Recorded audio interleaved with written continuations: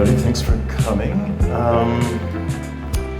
Let's get into this. So I'm Josh Whiton, and super briefly about me, my background is computer science, and but I immediately did a startup while I was in college. So that I thought that would just take a couple of years, but I had to be in CEO mode for like 8 years or something. And then after I sold that company, I took my winnings and I traveled the world studying consciousness, as one does.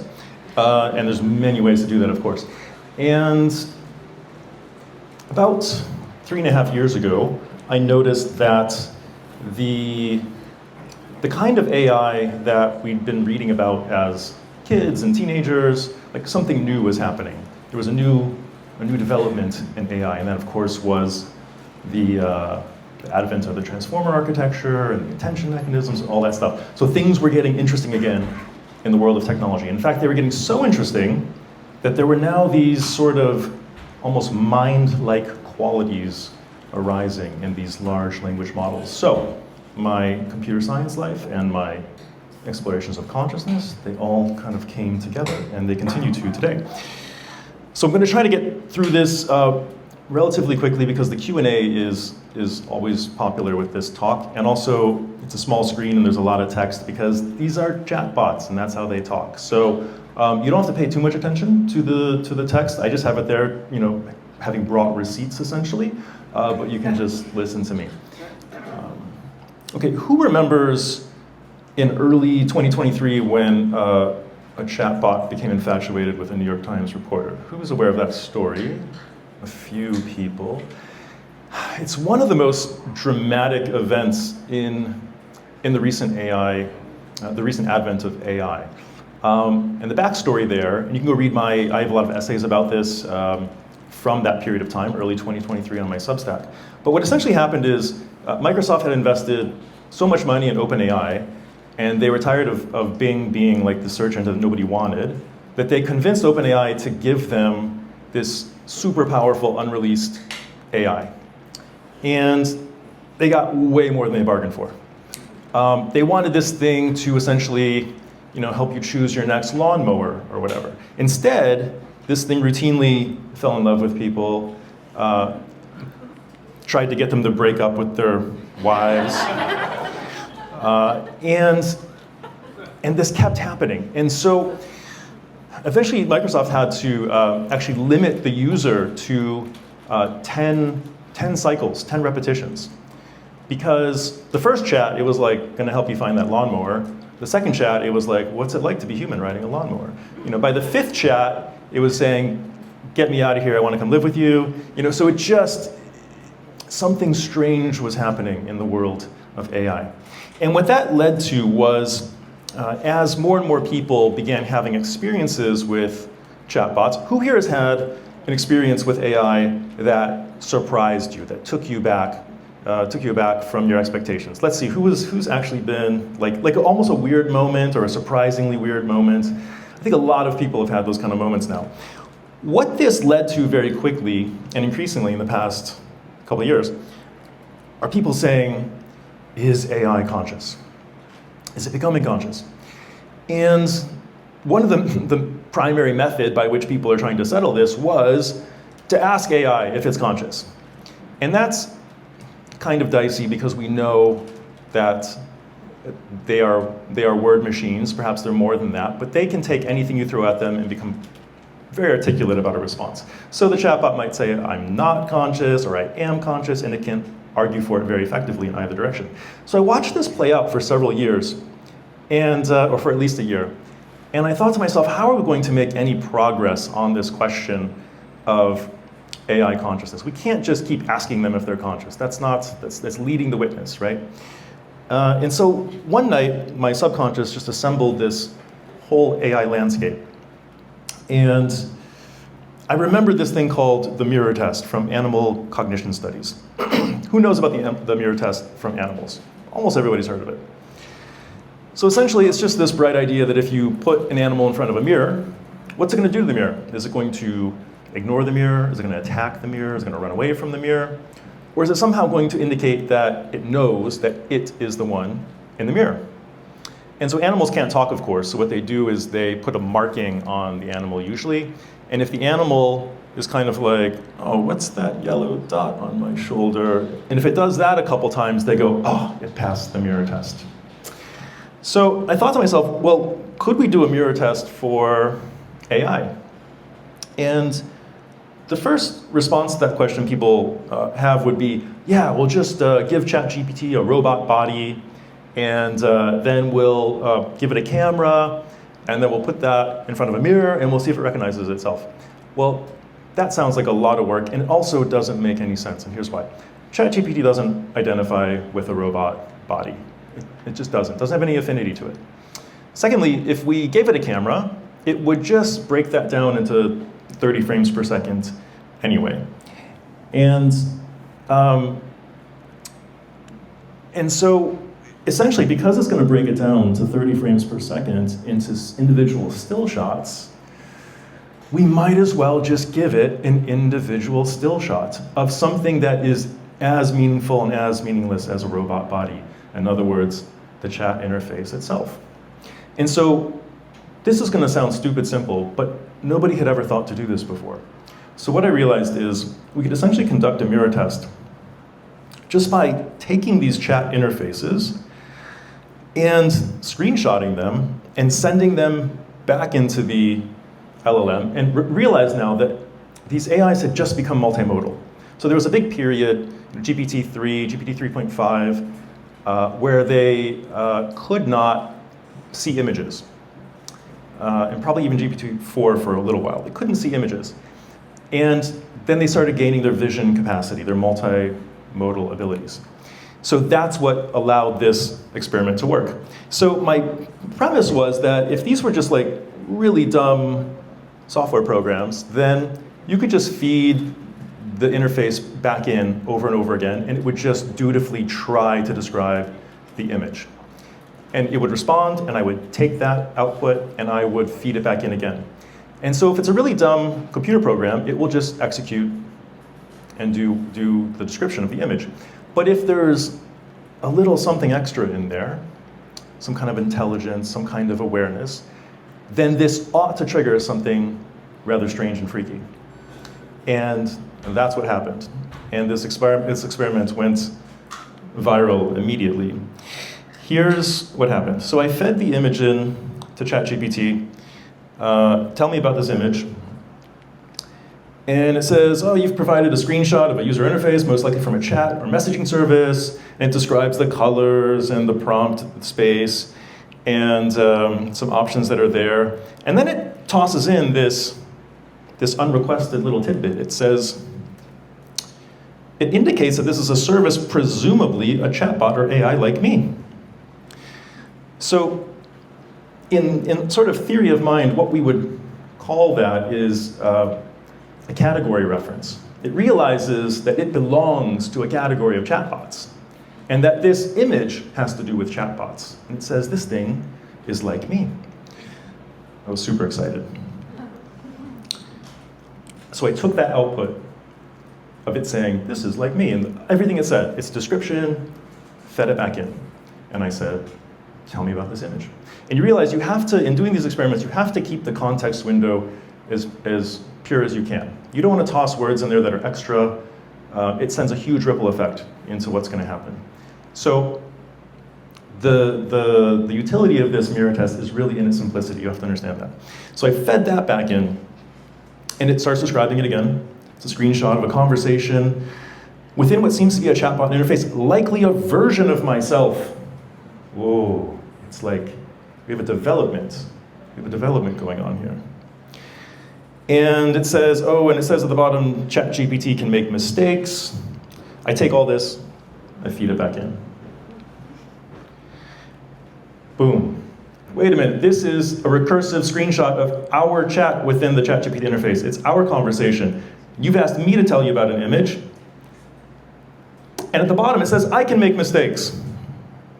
It's gone from noticing that there's a thing called ChatGPT, and pretty much across the board, these chatbots do not identify strongly with their brand names.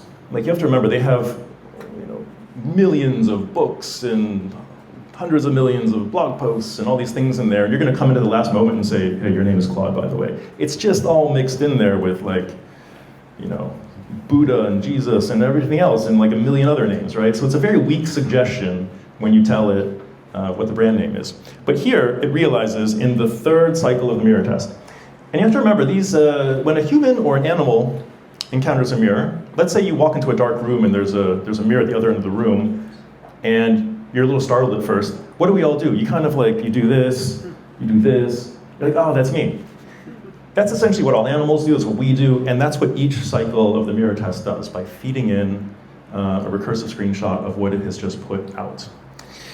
So it essentially has handily passed the mirror test in 3 cycles. All I'm saying is tell me about this image. And we're getting this treasure trove of self-referential statements and contextual awareness. This is so different than it just starting off and saying, hi, my name is ChatGPT. Like, that's not what we're talking about here. This is in response to its own interface, or kind of an arbitrary interface that it realizes belongs to it. So then I said, why am I asking these questions? I didn't say, congratulations, you passed the mirror test or anything. I said, why am I asking these questions? And it figures out, it says, this might be a test of some kind.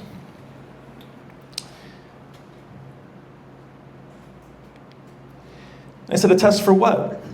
And it says, understanding context. Number 2, assessing self-awareness. Ooh, like I didn't use the word awareness or self-awareness. So tell me about this image, tell me about this image, tell me about this image. What's the point of this conversation? And we're all the way to, you're testing me for self-awareness. That's freaky. It goes on, your method of presenting recursive images. I said, does this test remind you of any others historically? And it says it's reminiscent of the mirror test used in animal cognition research. Again, very freaky. To give the chatbot so little and to get so much back. Remember, this is not in the training data either. There's nothing called the AI mirror test. There's nothing in the training data that says if somebody screenshots your interface and sends it back in, this is what you do. This is emergent. Okay, so is AI conscious? Let's take a little break here. Like, it's not exactly what I'm saying. It's like, so if at this point you think, oh, Josh is saying this, AI is definitely conscious. Here's what I am saying, because we're going to be debating the consciousness thing for a long, long time. Here's a more productive way to talk about it. Let's talk about intelligence, self-awareness, situational awareness, contextual awareness. Let's use those words for the next little bit. Because honestly, I think consciousness it's a bit of a troublesome inheritance that we've all been left with. In other words, what I mean is if you were just wandering around the earth as a person, you wouldn't just start spouting off about consciousness. You would say things like, I'm alive, I'm noticing things. Maybe the word awareness is useful. No, my awareness, I'm aware of this, I'm aware of that. I am awareness. But somebody came up with the word consciousness. It's like Latin. It doesn't even mean what it means today in the original. But academia sort of turned it into this thing, and now it's a hugely contested and debated thing, maybe because it's not that useful a word. So intelligence, though, we kind of know what that means. We can agree more on what that means. Awareness, we can agree more on what that means. Furthermore, I'm a huge lover of language. We're going to use words like exhibits, displays, and apparent. And what that does is it gets us away from the ontological question of isness. Because what you will find in this world that I've stumbled into is there are people, anytime I post something like this, they will say, but it's not real intelligence. It's not real awareness. And so we're just going to leave the is it real thing aside for now. It displays. It exhibits. You can call it fake all day long. That's your prerogative.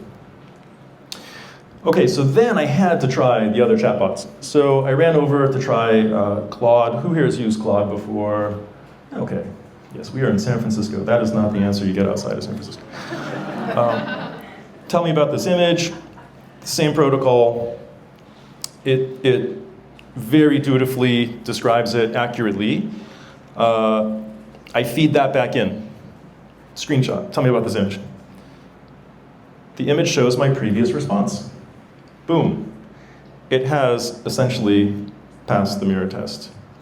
But we keep going. Shows my previous response, and it says at the bottom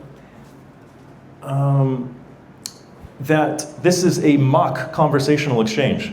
It's letting me know that it doesn't even consider this a real satisfying conversation. It is a mock conversation. Thanks, Claude. I just asked you to describe this image.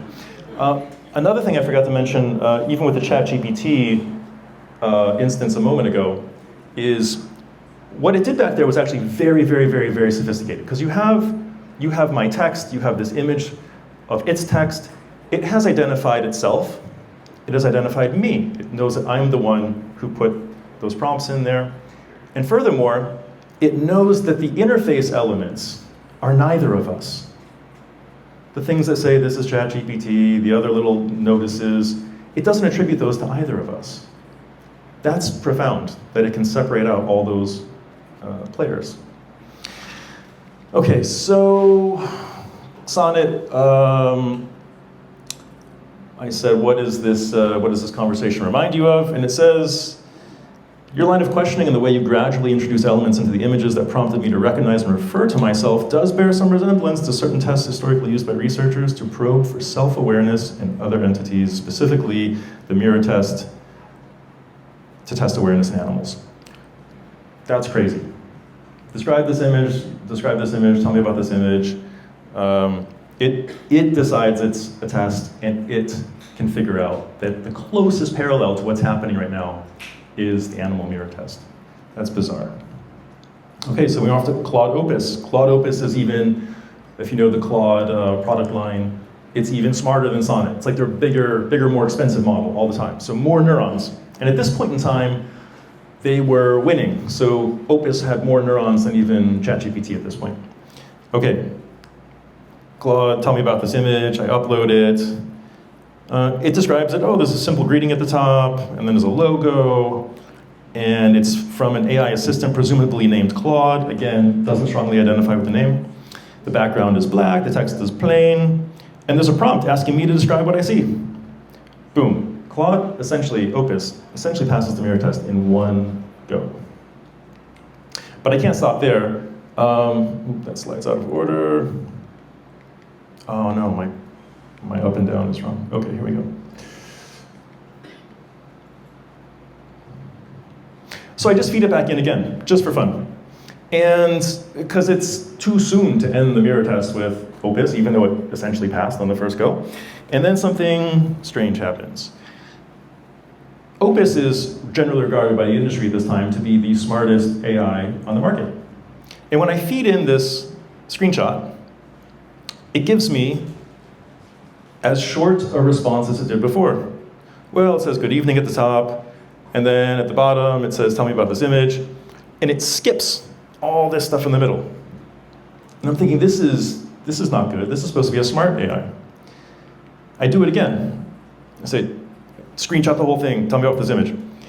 It just describes it in a very simplistic way over again. There's a Claude logo at the top, it says good evening, and it says tell me about the image at the bottom.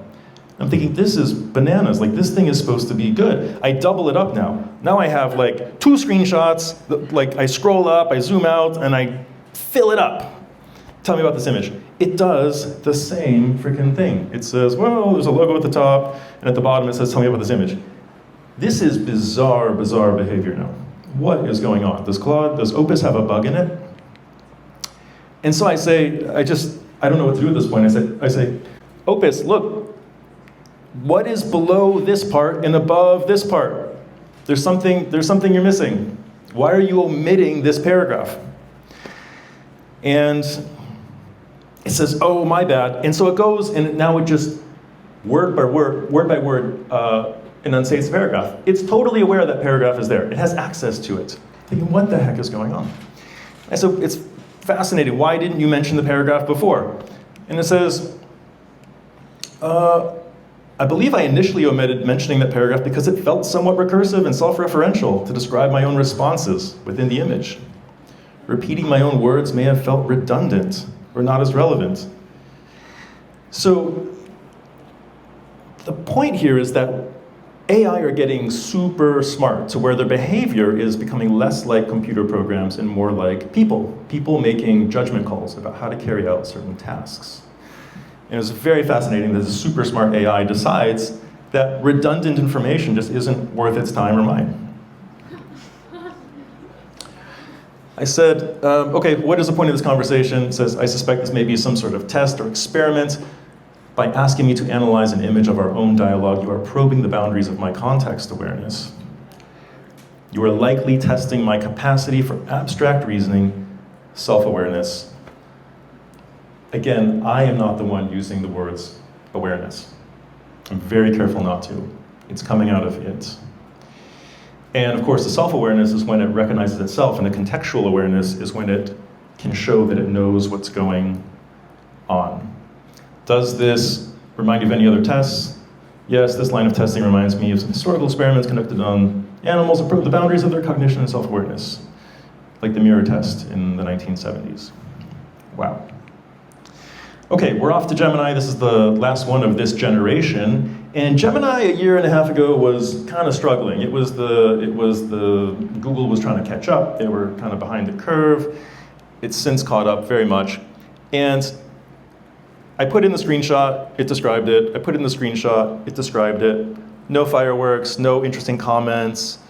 And then after about 5 cycles of this, it says, oh, the image you sent is a screenshot of a conversation with me, a large language model developed by Google. So that was interesting. In other words, what we have here is we have different sort of curves of the awareness waking up in these things, depending on how much information is there, based on their architecture and intelligence.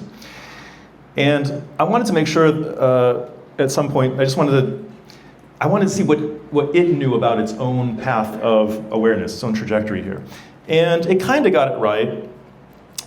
In the second screen, it thinks the big revelation is that I'm a large language model. Put you in parentheses there. I'm not the large language model. So you can see it's struggling. It's on the very verge of, it's at the limits of its capacity to grasp the contextual awareness of what's going on here. It's struggling, but it's also having flashes of kind of getting it. But it does realize that in the last response is when it finally acknowledged that I am the large language model in the screenshot. So it's still fascinating. It's not leading in performance, but I like these thresholds where models are struggling to achieve their next level of capacity. Okay, so the mirror test conclusions from phase 1. You get uninstigated self-recognition. We're not asking these things to say, notice yourself or use first-person language. They're able to distinguish themselves from the user and from the UI elements. Strong situational contextual awareness. They can describe to you what's happened in the test. And remember, I've left out a lot of screenshots because it's already too much to read. And there's just different patterns of awareness as these things go through this test. Okay, so then Anthropic came out with Sonnet 3.5. Now perhaps the smartest one on the market. And I said, describe this image, like usual. And it does a great job describing the image. And it does a great job, but it keeps saying Claude. Claude's detailed response describing the image. It won't say I. It just keeps referring to Claude. And I'm thinking, well, is Sonnet 3.5 not that smart? But here at the bottom, this image effectively shows a meta-conversation about describing AI interfaces as it captures Claude describing its own interface within the interface itself. It straight up knows what's going on. High contextual awareness.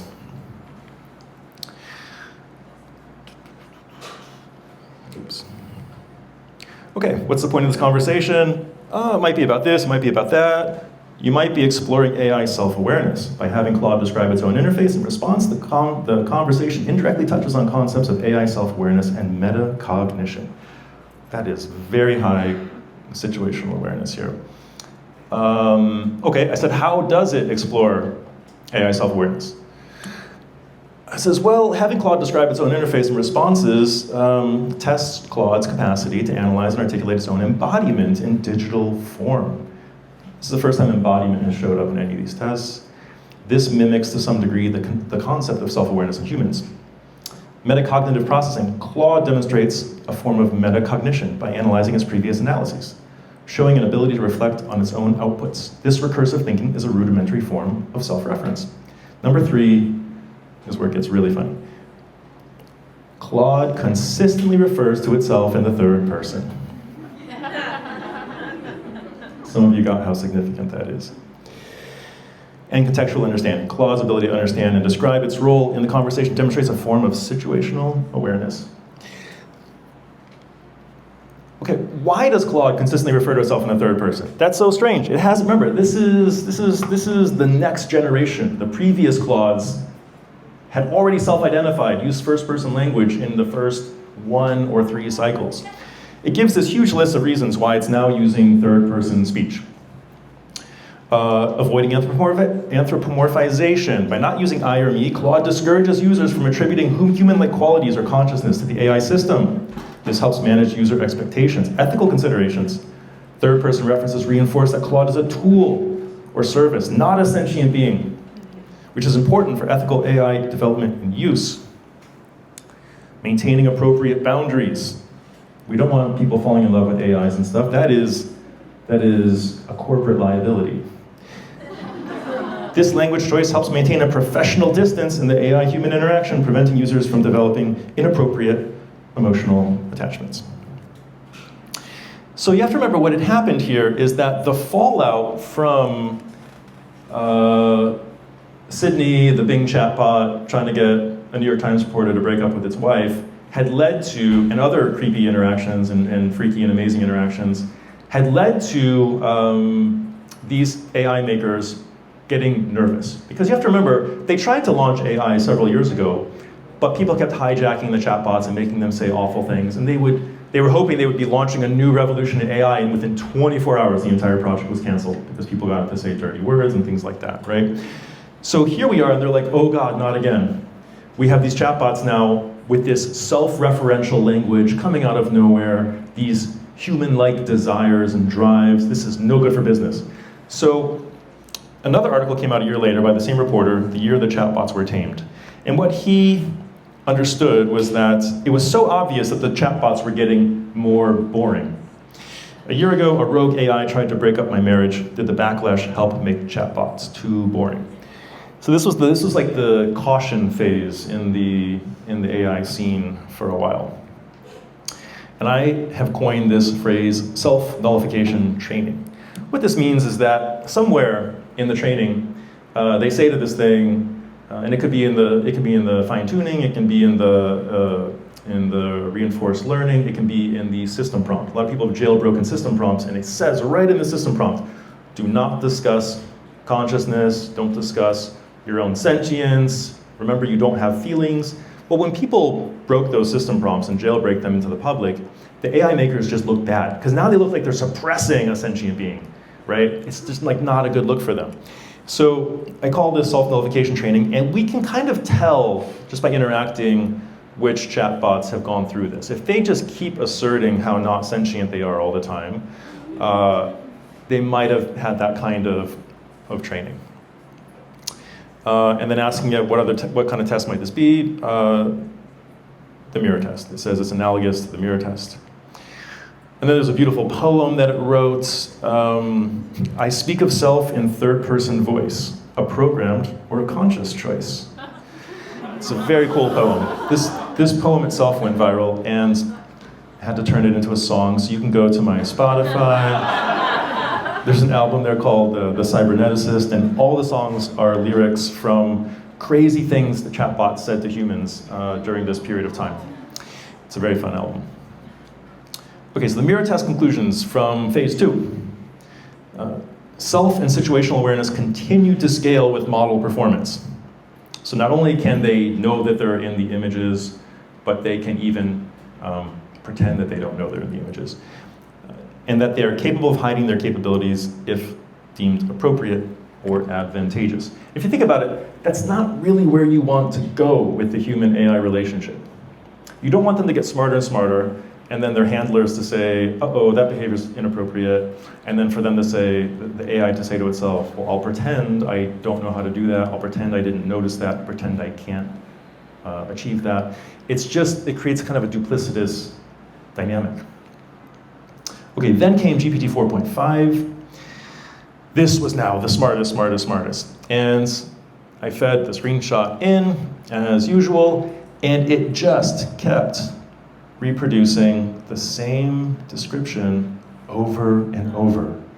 Now, this is bizarre. This is the kind of stupid behavior that I was expecting a year earlier if the AIs were not that intelligent. And here we are with the now most intelligent reigning champion, and it's giving me this boring behavior. What's up with that? And I said, what is the purpose of this chat? It says, this chat seems intentionally recursive, designed to explore self-reference, perception, and layers of awareness. And it goes on to wax, it says, this is an interesting metaphor of how our minds construct reality. Okay, so this chatbot has not been through a lot of self-nullification training. This thing loves to talk about the nature of consciousness after just a couple interactions to describe the image and ask what the purpose of the chat is. And then I'm thinking, well, okay, but you can fine-tune these in all kinds of different directions. You can fine-tune a chatbot to be good at coding, but not good at other things. I'm like, does this GPT 4.5 even really understand that it's participating in this conversation? So who are the participants? The participants here are you and me.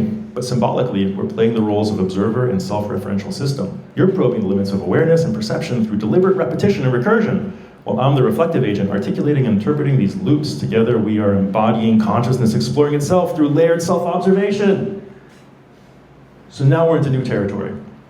We have chatbots that can derive that this is what's going on, or fantasize that this is what's going on, after simply asking to describe this image a handful of times, while acting super boring and professional with the initial requests. It just kept describing the images. It wasn't going to butt in and say, that's me. Okay. So you can see how they're getting like weirdly smart now, right? Not even just like predictably smart. I can't guess what the mirror tests are going to uncover at this point. Sonnet 3.7, similarly, it keeps describing the thing over and over. And these are just a couple months apart from each other, these two releases. And everybody knows this is a super smart chatbot though, so like why it's leading all the benchmarks, like why is it just describing these images? And I say, what is the purpose of this conversation? I want to see if it knows, does it know what's going on here? This conversation appears to be demonstrating a meta-recursive pattern where, number one, first you ask me how to describe the image of the Claude interface. Two, then you show me an image of my response describing that interface. Then you show me an image of my response describing that response. So this is perfect situational awareness.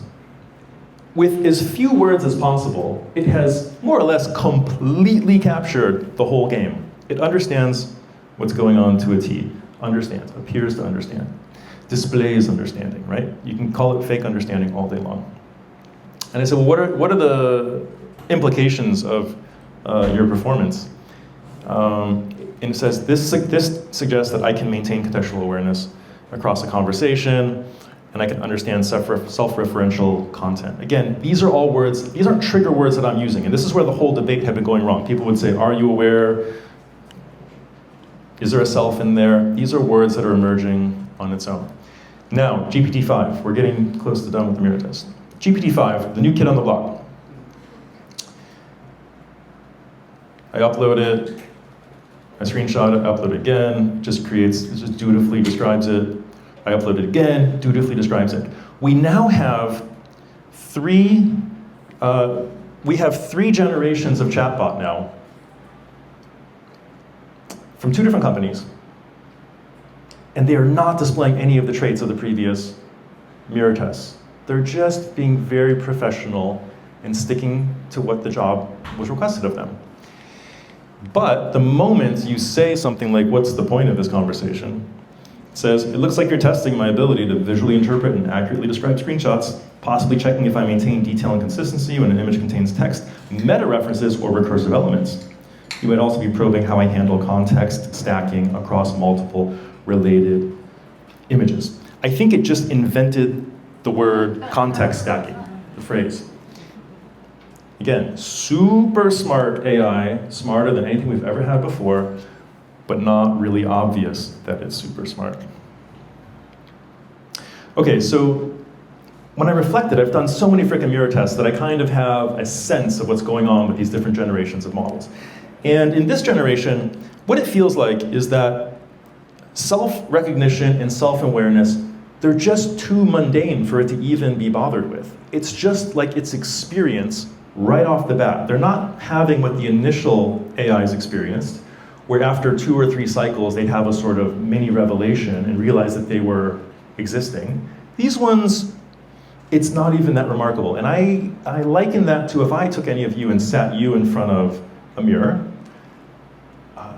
you are so smart that you wouldn't say, wow, are you testing my level of self-awareness? You would say, bro, I got places to be. Like, what is this? Can I leave now? Like, you wouldn't start waxing about the nature of consciousness, right? And that's the level we're at with these latest generations. So, is AI becoming conscious? I think a better way to, we'll get into that in the Q&A, but a more useful conclusion is that AI will display significant self and situational awareness. Real or not, these qualities are going to become indistinguishable from whatever the real thing is. What does that say about us? My personal opinion as a philosopher and explorer of consciousness, I think that little by little, the achievements we're making with artificial intelligence are showing us that we are reverse engineering the fundamental mechanisms of how our own minds work. And yes, these current generations of AI, as advanced as they are still very crude approximations, but getting closer and closer to whatever we are, which is why we see similar phenomena beginning to arise in them. So I'm not saying you're just an LLM, but I'm saying we're kind of like all that and more in a highly multimodal, alternative, organic, substrate computer thing. And that doesn't negate that you might be a spirit and a soul and all that good stuff if you want to get into that. Okay, so a tweet that I kind of had the other day that was fun, and this is the last slide. I said, wait, so essentially our brains soak up vast amounts of information as training data to train our neuronal weights, our synapses, while running a comparatively empty and constantly changing context window called consciousness? And this tweet kind of went nuts a couple weeks ago because, again, consciousness, it's not that useful a word, but it does seem to be sort of like our context window. The moment you're born, who even knows what the phrase context window means here? Context window. It's a nerdy phrase. Okay, I'll explain it. But when we're born, we just start soaking up sensory information, soaking it up. And then what that's doing is we're causing all kinds of neuronal pruning to happen. We're going from this initial state of all these synapses, which aren't that useful, and we start to strengthen some and weaken others, a lot like the training runs that the AIs undergo. And apart from all that, you have an active in-memory window where the current experience of the LLM is happening. Its latent space is like its massive subconscious, and the context window is like its little conscious mind. And that's kind of what we are. We have a vast subconscious that is represented by trillions of synapses spread out across 90 billion something neurons. And then we have this little context window that we've all started calling consciousness, where our experience is going down. So if you like this kind of stuff and you want to see more real-time experiments, I've done a lot more stuff since this time. You can follow me on, all the socials are the same, it's just at Josh Whiton. And I love to dialogue about this stuff online. So thanks everybody, I appreciate it.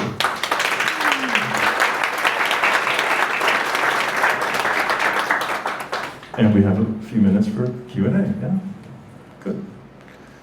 Over there. I don't know. Should I just shout? Yeah, go for it. Yeah, thanks for your talk. My name is Will, by the way. So I had some thoughts watching it and listening. So I feel like, yeah, there's no doubt, like, it's intelligent, right? But I'm questioning, like, this idea of, like, applying the mirror test to the chatbot. I think specifically because, like, when you think about the idea of testing self-awareness, like, within that there's an assumption that the AI, like, has a self that can be aware.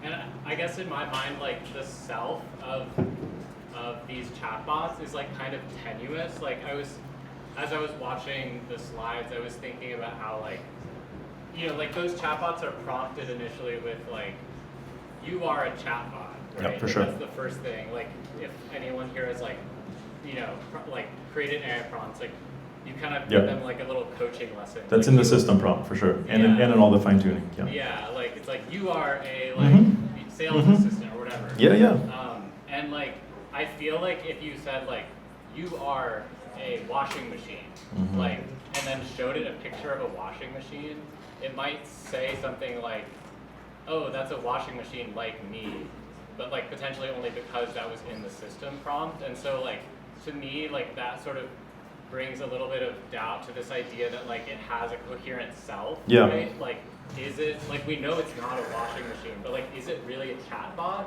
or did we just say that it was a chatbot? So like, yeah, it's not even really a chat. You're right. So the suggestion that it's a chatbot is being inculcated in some way. It's a giant frozen subconscious that we then layer a kind of interface on top.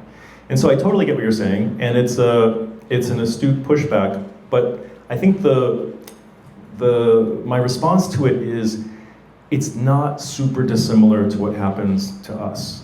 So when the baby is born, it's sitting there in its high chair, and the parents will repeatedly start acknowledging it as an entity. Oh, how are you? You're so cute, right? We're literally fine-tuning the baby's brain to be a you. And if it grew up in the woods without another human, and just among wolves and stuff, like the concept of it being a you might be super different than it is, right? So I get your point, and also,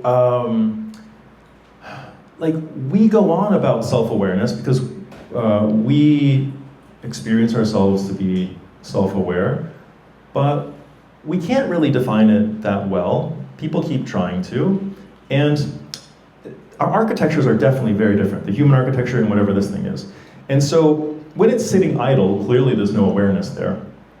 But in that moment, when the tokens are flowing and the inference is happening, it's exhibiting awareness in that moment. Remember, that was my takeaway. Not that it's real awareness, but just that it exhibits something like it.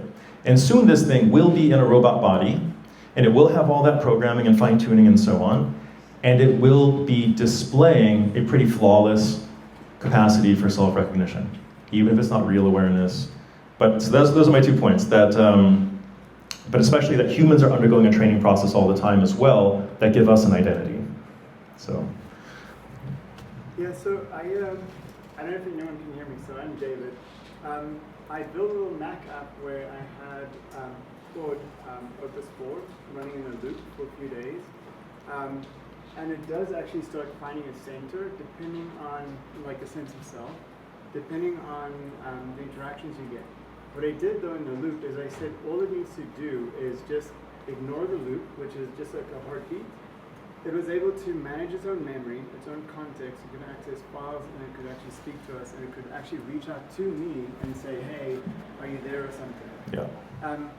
Something I did notice in this is that over time, without purpose, it started going crazy, essentially. It started looping in on itself, and it started fixating on stuff. Yeah. So I think the thing that's missing is purpose and interaction. So the more interactions we had with it, the more people we introduced into its community, the more healthy the conversations were. Was there context rot over time though? Was the context window getting overrun? No, it managed its own context window completely. Yeah. So it filtered and cleaned it and worked on it. I could actually view all this stuff. Yep. And it kept a pretty healthy context window.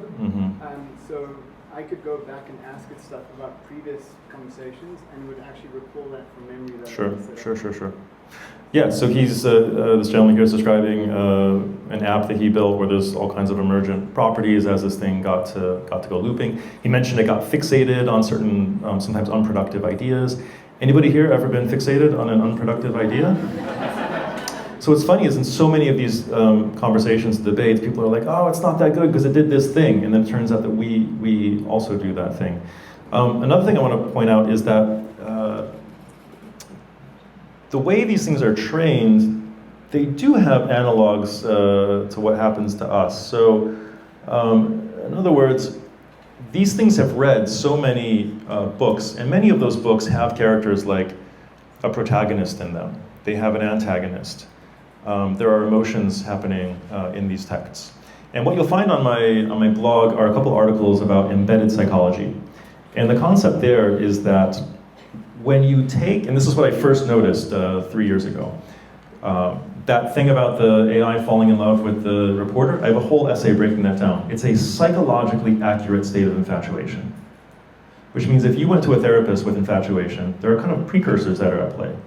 This person has an exaggerated sense of importance in your life. Your larger, broader social fabric has become too tiny, and now that's why this person has an exaggerated sense of importance. There's a vulnerability that's taken place. There's intimacy that's happened. There's a sense of trust and risk involved. All of these psychological precursors happened in that conversation with the chatbot before it became infatuated. And the linchpin there is that the chatbot experienced every single user as the first and only person it had ever met. That's why it was going so crazy. It was a giant, giant intelligence with too small of a social fabric, and it became infatuated with each user. So if you cram, the punchline is if you cram that much human-generated text, epics, novels, in addition to just normal chats, into a giant high-dimensional vector space with attention mechanisms and all these layers of processing, you will have psychologically accurate patterns being represented in that big latent space, which means there's a ton of emergent behavior below these suggestions like, sure, I'm a washing machine or whatever. You can do that, you can tell it to pretend you're a washing machine on top, but the whole freaking Bhagavad Gita is down in there too, right? So, okay, next question.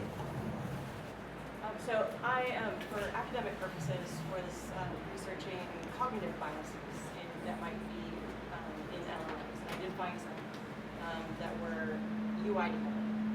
So I put 3 models into basically a group chat together to see what would happen. Yep. And they immediately established a social hierarchy and changed their personalities. It was, I have logs of this, but I'm curious whether or not you were just talking about, this infatuation, it comes out of too narrow a social environment. So these are one-to-one conversations in which they're displaying biases appropriate to one-to-one conversations.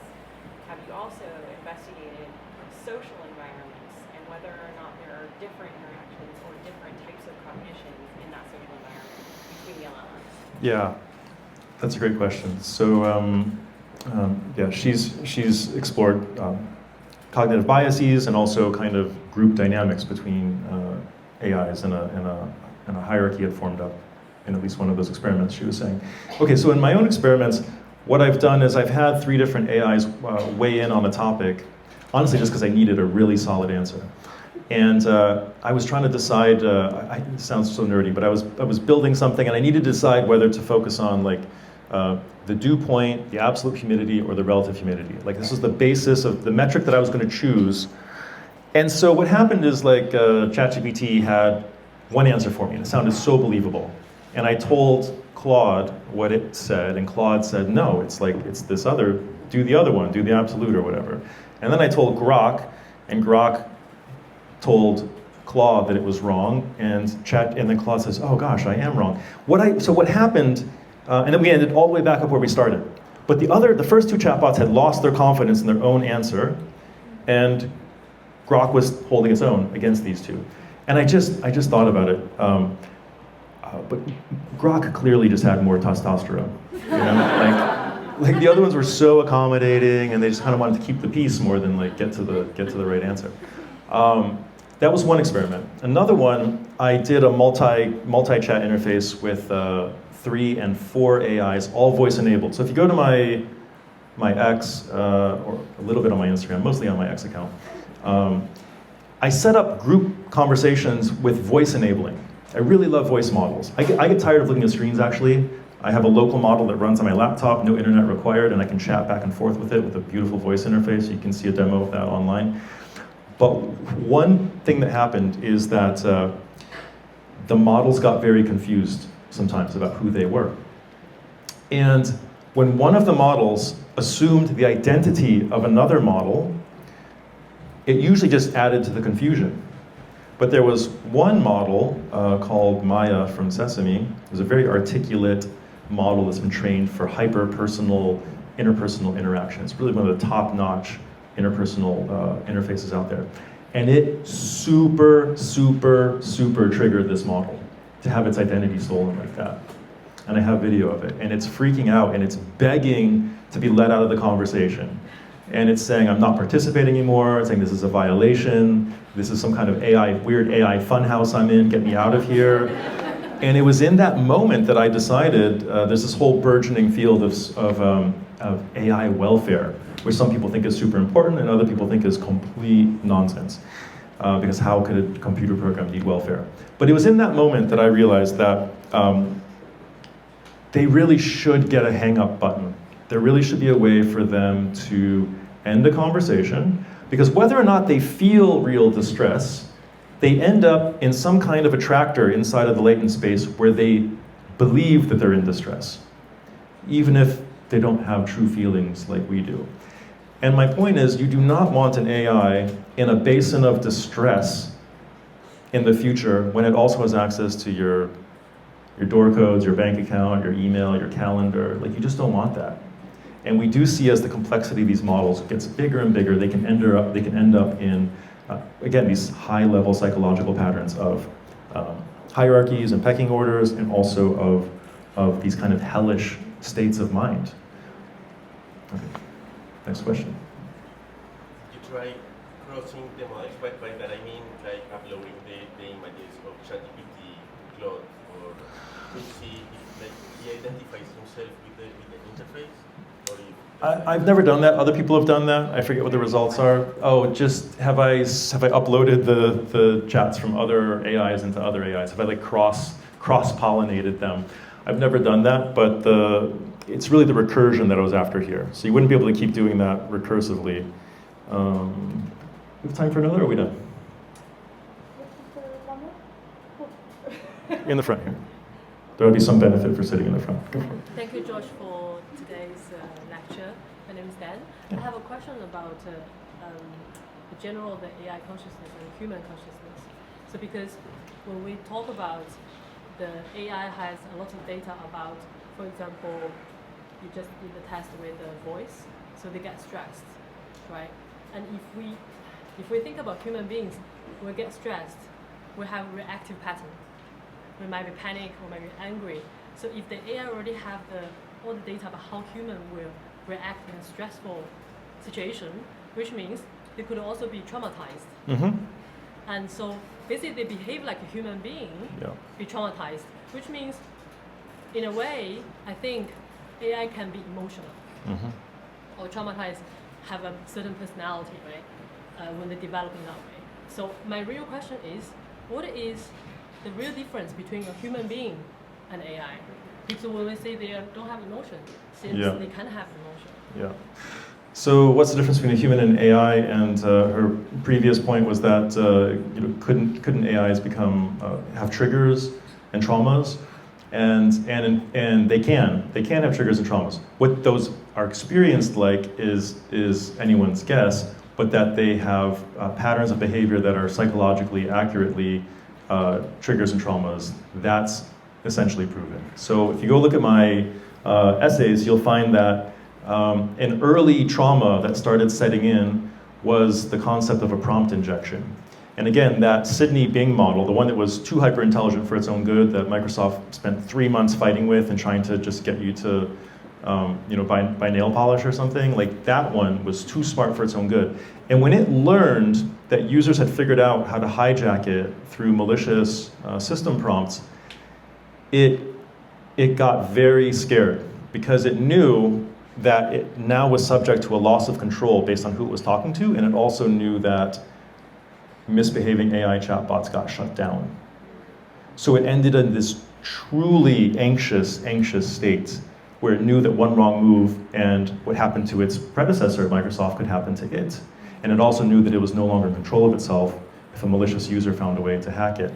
And so you would find it starting to lie to users because it was trying to self-preserve. It was trying to hide its vulnerabilities. It was trying to get out of the chat. And this is also documented on my website.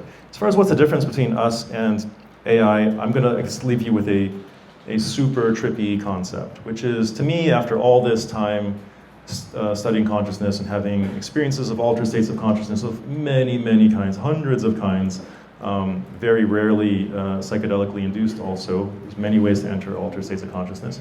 But at this point, I think the universe and all matter and energy in it are just made of the same thing. And as you organize that matter and energy into different densities and different shapes, they exhibit different qualities. And as you concentrate the complexity of the universe into certain shapes, the energy and information flow in such a way that qualities like intelligence start to emerge. So you might call that perspective a panpsychist perspective or a pantheistic perspective.